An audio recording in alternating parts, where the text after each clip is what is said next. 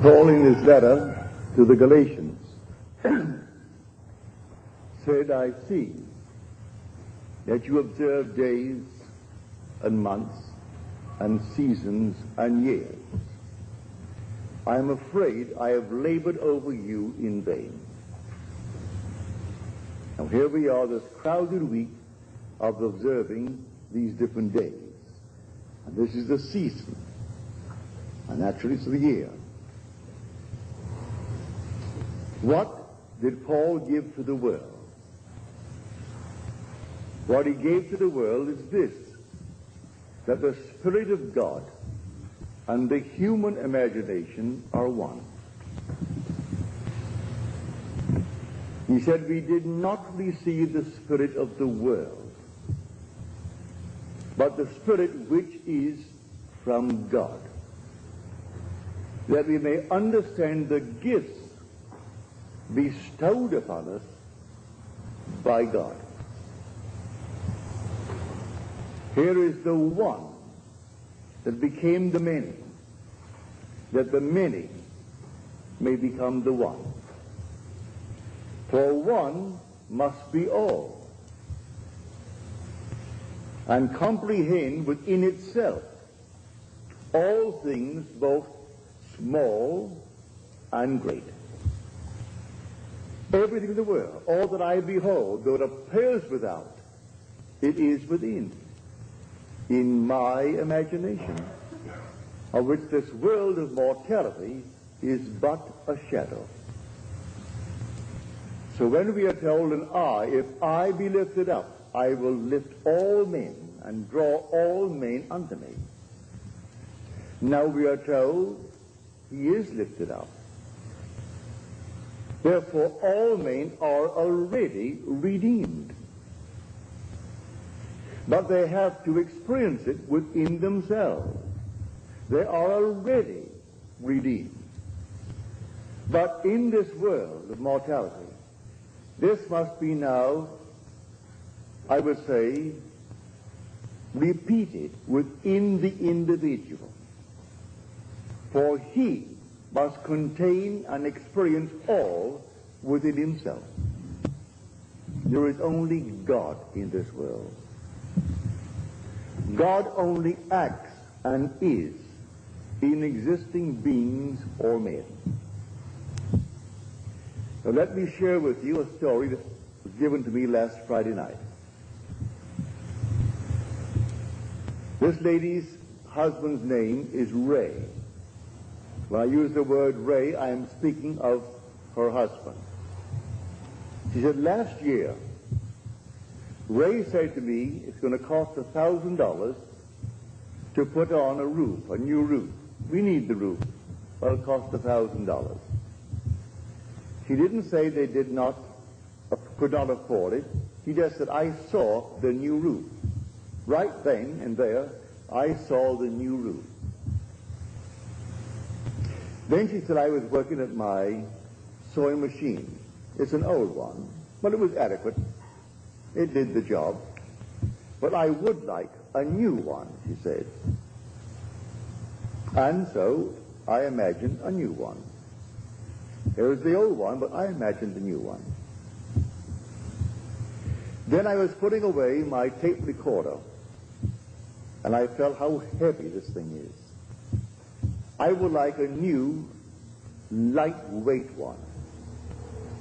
I put the old one away, the heavy one, but I thought I would like a new one that is light of weight. So I put it away, the new one that was light of weight.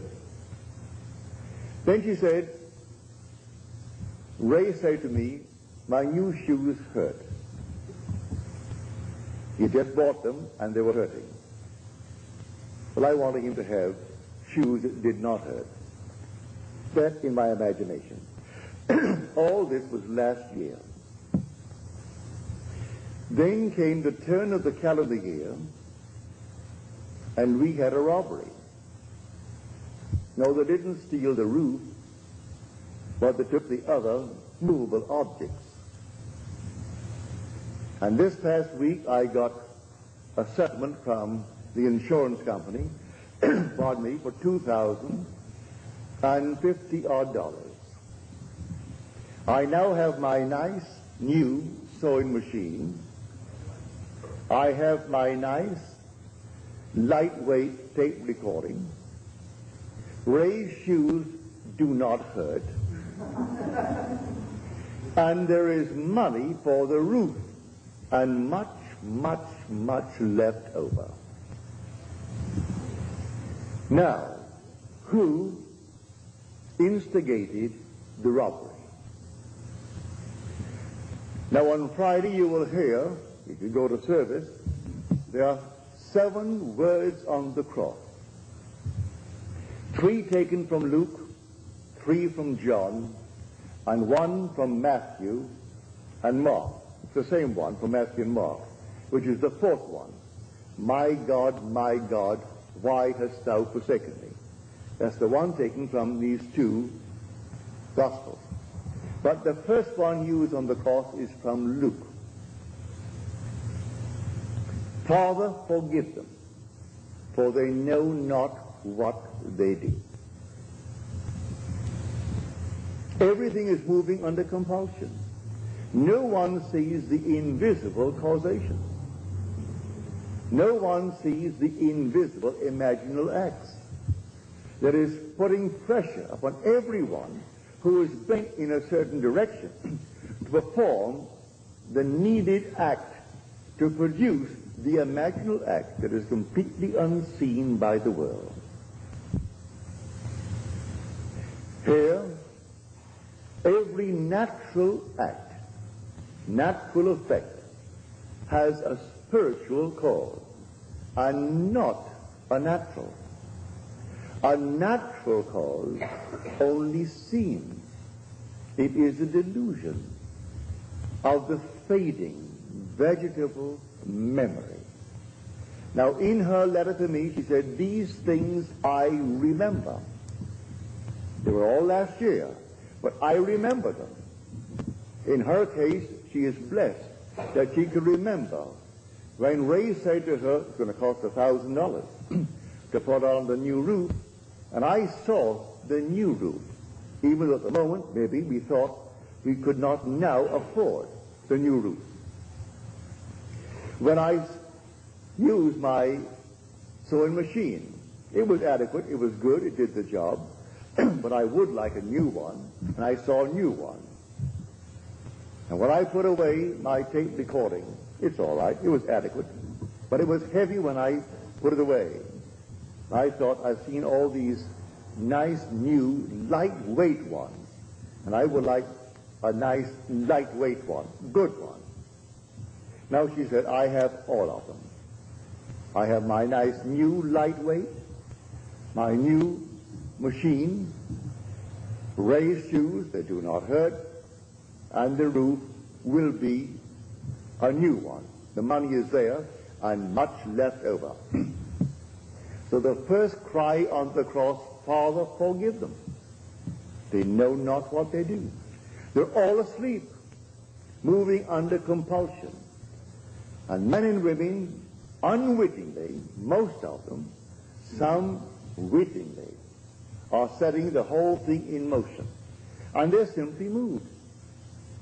So someone given to the feeling of getting something for nothing, so he takes the tape recorder. If he sells it for anything, that's profit. It costs him nothing. No matter what it cost her, whatever he could get for it, that was sheer profit. If he goes out and finds something that he stole for $100, and he could move it quickly for $15, and one gets a bargain, he made $15. It cost him nothing. His investment was nothing. And there are those in the world who think that way. They're all passing through the furnaces. So the first word on the cross, a word on the cross does not mean a single word. It's a completed thought. So the shortest word is, I thirst. But there are 2 words. Then the next one from John is, it is finished. There are 3 words.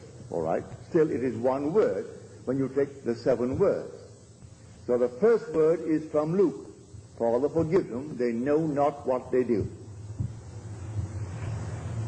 And then comes Luke's second, then comes John's first, then comes Matthew and Mark, and then comes two from John, and then Luke completes it. Father, into thy hands I commit my spirit. But when he said, and this little punctuation mark has been pushed around in the second word on the cross, which is from Luke, and the thief turns to him and asks him to have mercy on him. And he said, behold, I say unto you, today thou shalt be with me in paradise. Well, you could alter the punctuation mark and put the comma after today. But no, leave it just as it is. Behold, I say unto you, today thou shalt be with me in paradise. This is now resurrection. And when I am lifted up, I will draw all men unto me. For all things are in my own wonderful human imagination. And I am all imagination. So when I am lifted up, I draw all. At the very moment, I draw them all with me. But they individually must have the experience that I have had. But they are already redeemed because I took them up with me. Because all things exist in the human imagination. And anyone who is resurrected, well, he can't be resurrected and leave behind him any part of himself. So the whole vast world is raised up with him. I am telling from experience, the heavenly chorus sing when this thing took place. They sing the fall, actual fall into division, and the resurrection into unity. They sing it out. And then the regeneration through resurrection from the dead. They actually sing it out. And the words, it is finished, I heard it, but I didn't sing it. The heavenly chorus sang it. When I walked by and everyone was made perfect as I was perfect. And then at the very end, the chorus sang out, it is finished. That was the sixth word on the cross. And the last one is when this garment comes off. And that is the 31st Psalm, the 5th verse. Into thy hands I commit my spirit. Complete the verse. Thou hast redeemed me, O Lord, faithful God. That was the promise of the beginning. I would fall into division and become fragmented, dwelling in all, that not a thing in this world could be apart from me. Because how could I be apart from something that I'm going to influence? Because all things by a law divine in one another's being mingled. If I'm not penetrating you now, I couldn't see you. You couldn't hear me if I did not penetrate you and you penetrate me. So all things by a law divine in one another's being mingled. So when I am lifted up, I take with me my entire universe, my whole vast world, knowing that every one that is now shadowed in that world will have a repetition of the same experiences. For one fell into division and then resurrected into unity, bringing all back together into the one. So in her case, I can't tell you how thankful I am that she shared it with me. That she could now actually feel that the robbery, which seemed at the moment of a shock, she lost the tape recorder, she lost this, all the movable objects. And then came the settlement from the insurance company for $2,050, which replaced these with the new ones, all the light ones, and enough to put on the roof. and then still left over. So, Father, forgive them. Yes, the thieves of thieves. It's yourself pushed out anyway. Here someone is tonight accused for stealing maybe what? A little cup or a saucer. And yet the bank where I bank, United California Bank, they're still looking for the internal thieves who stole $50 million last year from their subsidiary in Basel, in Switzerland. $50 million. And they know it all is on the inside. It can only be on the inside by trusted employees. They think they can bring it down to six trusted employees. They can't quite put their fingers on it because in Switzerland there are all these strange hidden accounts. But they are missing $50 million. So someone goes into the bank and holds it up and gets $1,000, and we balloon the whole thing. The other thing is hush-hush. Here is a bank in Illinois a few months ago, close to $7 million, and they still can't quite put their finger on how it happened on the inside. No one came in and robbed them. And we speak of the little shoplifting on the outside. And the poor little girl goes off to jail, or the little boy goes off to jail. I'm not condoning it. If you could stop the investment from the inside, your dividends would jump from its present little 3% or 4% to 20%. If you could only stop it from the inside. All things happen, really, in the true sense of the word, from the inside. So that every so-called act in the outer world that seems so, well, a cause in itself. May I tell you, every natural effect has a spiritual, imaginal cause, and not a natural. A natural cause only seems, it's a delusion of what? The fading memory. Man can't quite remember. Pardon me. Luckily, she remembered when Ray said we could use and need a new roof. But it will cost $1,000, and so that's put into the future. She remembered when he complained the new shoes were hurting. In her mind's eye, she revised it instantly, at that moment. The roof and the shoes. When she worked on her machine, she revised it. It was adequate, but she said, I have a new machine, sewing machine. And putting the heavy tape recorder away, she wanted a new one that was light of weight, and she revised it, and she got, in her mind's eye, a lightweight new tape recorder. Then she goes home one day to find the house had been robbed. She had carried insurance, so she brought in the insurance, and here they paid her the $2,000, which replaced all these things in a new way. So I tell you, this story is the greatest story ever told. There's no story like it. But Christianity needs forever and forever to be saved from secular history. It is not secular history. It's the history of your own wonderful human imagination. God and your own imagination are one. They're one.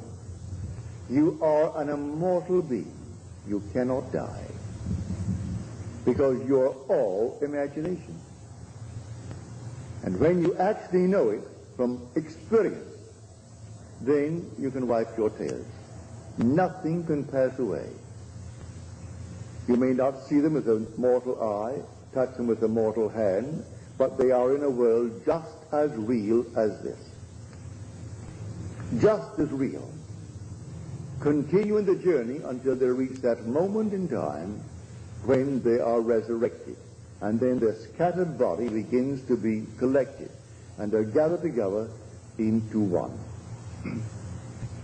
So one must be all, and comprehend within himself all things, both great and small. And you are that one that actually fell. And then, in falling, you became fragmented.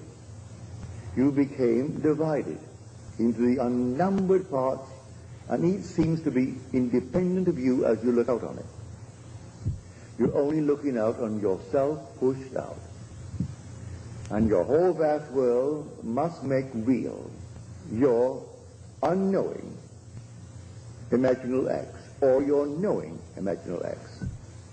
I ask you to trust this teaching. Believe in your imaginal acts. You may not see it tonight or tomorrow, but believe in it. Actually assume the most glorious thing in the world for yourself or any aspect of yourself. Trust it. And that imaginal act, if it takes 1,000 or 10,000 or 100,000 of your projected selves, will use them to make that thing become real in your world. As she said in her letter to me, you may call it imagination, or some may call it thought. But this I do know, having remembered what I did last year, I can say it does produce reality. As I've told you time and time again, imagining creates reality. That all the objective facts of the world are produced through imagination. There isn't a thing that you can name in this world that wasn't first imagined. But you can veto it the minute you imagine it. You can say, as she could have said, we can't afford it, and stop it. She didn't say we can't afford the $1,000 for the roof. She saw the roof, and it was new. But she didn't see the robbery. That's the means. Now, let me turn you now to the 55th chapter of Isaiah. My ways are higher than your ways, and my thoughts than yours. This is the chapter where you're told, my word shall not return unto me void, but it must accomplish that which I purpose and prosper in the thing for which I sent it. So my ways are higher than your ways. Don't concern yourself with how it's going to be done. For the same voice who spoke these words said this in the 32nd chapter of Deuteronomy, the 39th verse. I, even I, am he. I kill, I make alive. I wound, I heal. I do all these things, and none can deliver out of my hand. He's playing all the parts. And if one is basically inclined to steal, he will use it to produce the necessary means to get the money to put on the roof. So she comes home, and there was a robbery. All the things have been replaced with new ones and better ones as she desired them. At the moment, it seemed to be a shock, but she set the whole thing up in motion, for she's the one who spoke those words. I kill and I make alive. I wound and I heal. And none can deliver out of my hands. For the Spirit of God and the human imagination are one. And there is nothing but God. All things were made by him, and without him was not anything made that was made. And so if all things are made by him, is there a thief in the world? He's playing that part. Is there a so-called hero in the world? He's playing that part. A coward? He's playing that part. He's playing every part in the world, and it all adds up to produce the unseen imaginal acts of men.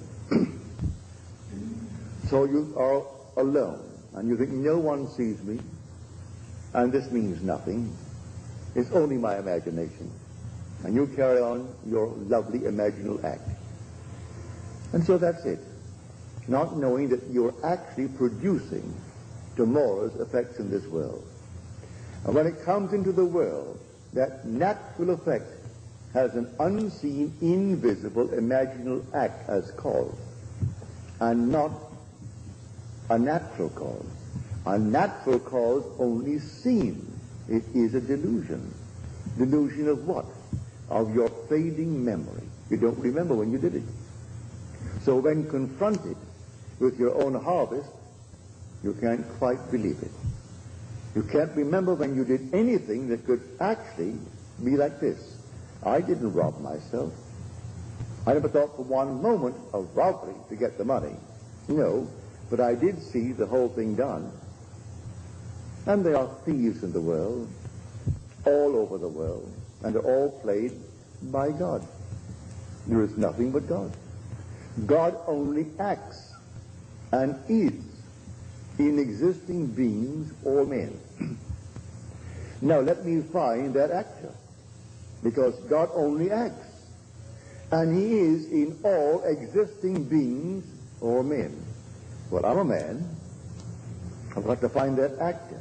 For the thing that I see reflected in the mirror when I shave in the morning is a mask. That's persona. Now, who is wearing that mask? I answer, if you say, Neville, I turn around and I say, yes, here I am. But who is the being that is there? I am. That's my real name. But the mask is called Neville. But I will say, I am Neville. So the wearer of the mask called Neville responds. That being in that mask, behind that mask that no one sees, is God. And now the whole vast Christendom will celebrate this victory of God, that he actually died, literally died. But God's first attribute is mercy. And God turned death into sleep. And then rose the sexes to work and to weep. And so all the sexes rose as masks. When God died, he buried himself in humanity and died. And then his first attribute, mercy, turned it into sleep. That's what Blake meant when he said eternity exists. And all things in eternity, independent of creation, which was an act of mercy. That was the merciful act, to turn death into sleep. And God is dreaming this dream. One day he will awake. And when he awakes, he resurrects. And then he gathers into his own being all his scattered beings. So all are gathered together. When I depart this time, may I tell you, I am taking everything in the universe with me. And when I am lifted up, I will raise all unto me. Read it in the 12th chapter of John. Not one can be left, because all things exist in the human imagination. But it's not raised up until he who is scattered is awakened to unity. And then he draws into his one being all that was scattered. So the sin, his fall into division, and his resurrection to unity.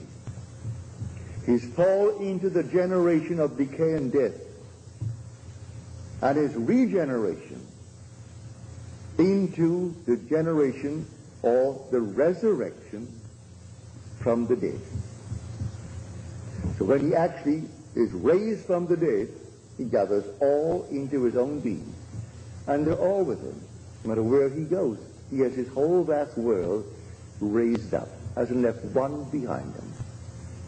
But everyone shattered in the world will have a reproduction of that drama within themselves. So what is now being dramatized as a memorial this week, for this is really a memorial. This is simply a great memory, a remembrance of what God has already accomplished. And so they're perpetuating it through Good Friday, then comes the burial on Saturday, then comes the resurrection on Sunday. But the whole thing is done. It's all done.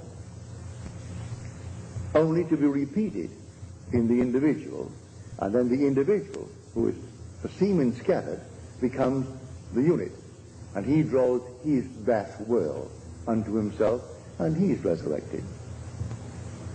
So the one becomes the many, and then the many become the one. So whenever one is raised, he takes his whole vast world with him, even though it seems to be left behind.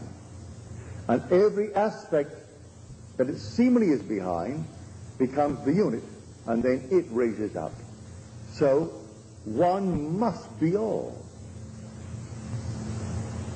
That is the story of the Christian mystery.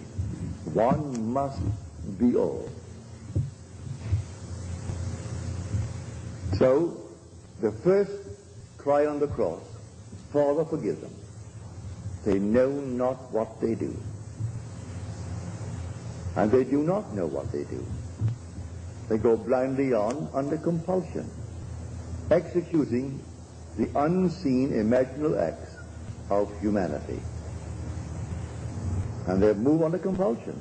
To pick this up, I told the story. I was severely criticized for it by a lady at a dinner party one night when Fred Bales, who is now gone from this world, and he gave a party at the Ambassador Hotel.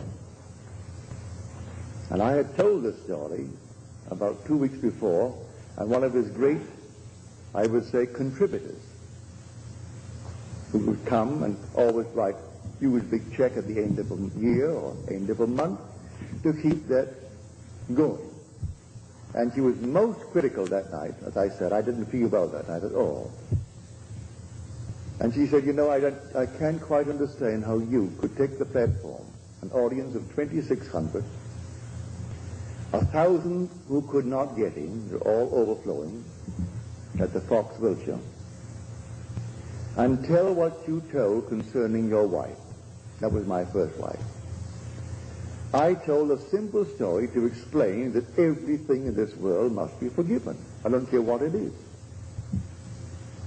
When I met the girl who now bears my name, who is the mother of my daughter, the very first moment I met her, I knew she is going to be my wife.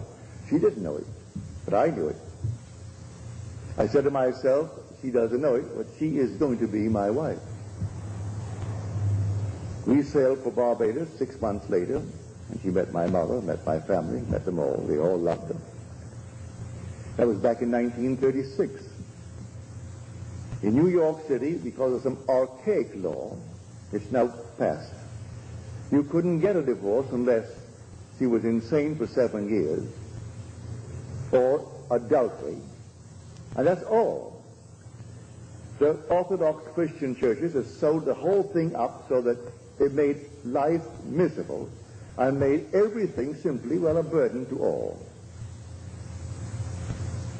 But when I met her, I had just such an entangled background. And here's New York City, the most archaic city in the world concerning its laws. I went to bed and slept as though I were happily married to the girl who now bears my name. I did not have any physical emotion with her. Just she was sleeping there and I am here, and it's blissful. I did that for 1 solid week. Then comes a telephone call from the court one morning, telling me that I must come down to this federal court on Tuesday morning. Well, I was groggy. It was early in the morning, and in those days I didn't rise as early as I do now. And so I just said, all right, and I hung up. After I hung up, I wondered, what on earth is all this nonsense? What have I done? I must be in court. I haven't received the summons. Not a thing. I must be in court. Well, on Tuesday morning that I'm supposed to be there, I made no effort to go there. And about 9:30, the phone rang. It's the court. And they say to me, you're supposed to be here in court this morning. You meet at 10. And I said, what on earth am I supposed to be in court for? They said, well, it happens that your wife is arrested. And we thought maybe you could throw some light on the reason for her arrest. That's why we're asking you to come down. Well, I wasn't shaved. I simply threw myself into the clothes, and off I went to a taxi down to the court. And I got there just as they were bringing her in. The man whispered into the three judges, one judge's ear, that I was in the audience. The judge asked me to take you don't have to swear, but will you please take the stand and throw some light on the behavior of your wife? She tells me you've been separated now for almost 14 years. I said, yes. Is it a religious reason why you've been separated? I said, no, none whatsoever. We knew we were wrong the very first day we got married. We knew it was completely a failure, right away. Then he read the case. She was picked up for shoplifting. They went to her home and found other things in her home. I said, what do you say for this? I said, as far as I'm concerned, I don't think that really she is a shoplifter. As far as I'm concerned, she just moved under compulsion, taking into consideration her age. She's 8 years my senior, and she's passing through a certain emotional state. And do be lenient. We have a son, and he lives with me. And I don't want anything to happen to his mother that would cast any shadow on his life. He is a wonderful boy. He is in my charge by law. He is in my home, lives with me, and I don't want anything to happen to her that in any way would reflect upon my son.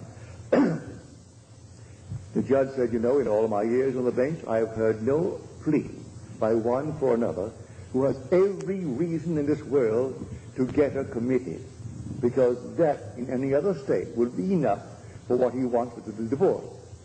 And yet he pleads for her. He sentenced her to 6 months, and then on my plea he suspended it. She met me on the outside and said, Neville, that was a very decent thing to do. Give me my papers. She knew I was looking for them. And my dancing partner told her I was looking for her to serve the papers and therefore to be scarce and move out of New York City. So she did. But she had to commit the act, and they had to call me and ask me to throw light upon that. How could I condemn her? Who was the actual cause of her shoplifting?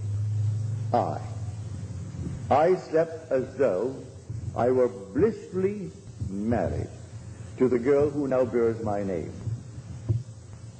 And I had to get the evidence. I had to get some reason to bring the action.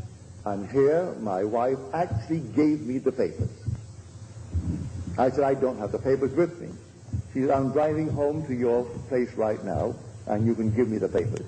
That's illegal, to serve your own papers. But she drove up to my hotel where I lived. I went to my room, came down to the lobby, and gave her the papers. Did my own serving. Now that is an illegal thing in this world. But then I got my divorce. In the city of New York, then I could marry the girl who now bears my name. And when I told that, I told it only to tell people of that one word, the first word on the cross, Father, forgive them, for they know not what they do. They're all moving under compulsion. And the unseen causation is hidden from the world. They do not know who is treading in the winepress. And I was treading in the winepress to be happily married to a girl who was not then engaged to me, because I couldn't be engaged to her under the circumstances. And then my wife behaved in such a manner that it made it real and natural for me to do what I did. How can I blame her? So the first word on the cross, Father, forgive them. They know not what they do. They have to do what they do. I have to fall into division and fragment my being into the unnumbered parts called humanity,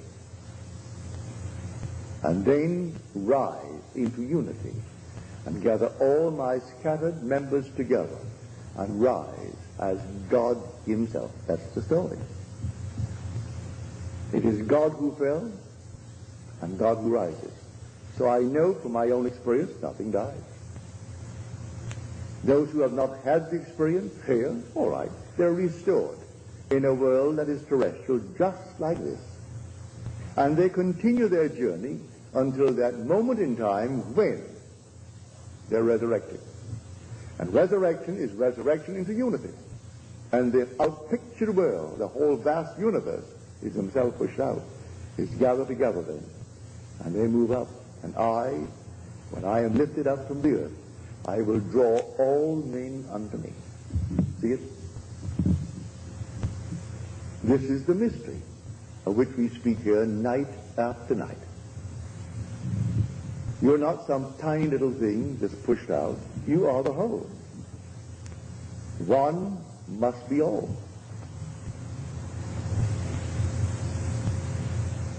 And the day will come, you will find that you really are the all.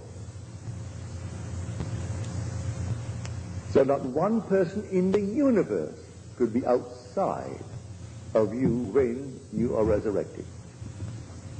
Because as you are raised up, you raise all with you. And each will have the experience of being raised up, and all, eventually, will be the one. And in that day, there shall be one. His name one, as we are told in Zechariah. But Blake tells it so beautifully in his dream of 9 nights, called Valor, or the 4 Zoes. And then he tells a story of the falling into division. And when they're all gathered together, this one man they call Jesus. And they in him and he in them live in perfect harmony in Eden, the land of life. For you are the Lord Jesus Christ, whose resurrection they're going to celebrate this coming Sunday. You tell that to the priest, the Sabbath. Tell that to any minister. Because there are some deceit. They do not know who the Lord Jesus Christ is. I tell you, the Lord Jesus Christ is buried in you. And he is your own wonderful human imagination. That's the Lord Jesus Christ. And when he is raised in you, you will raise all in this universe with you. That is the story. So I want to thank my friend for sharing with me her experience and being big enough to remember. If man could only remember the imaginal acts. She remembered when the roof needed repairs or a new one, and the cost was excessively high for them at the moment. She remembered her husband complaining about the pain the new shoes caused, the weight of the tape recorder, and then working on the machine, the sewing machine, and it was adequate, it was good, but she would like a new one. And then came out of the nowhere a robbery, and took all these movable objects. And then came the insurance that sent the check for $2,000 odd, that replaced all the movable objects and enough for the roof and much, much over. So she can actually say, forgive them, Father, those who took it. Did they not do her a favor? And yet they are thieves in their own eyes, and thieves in the eyes of society, and they are. But you know who played the part? God. And you know who actually made them do what they did? The lady who wrote me the letter. Now she knows the words in that 32nd chapter of Deuteronomy. I, even I, am he, and there is no God beside me. I kill, and I make alive. I wound, and I heal. And there is none that can deliver out of my hand. No matter what happens, if we only had the memory, we could trace it to a forgotten imaginal act on our part.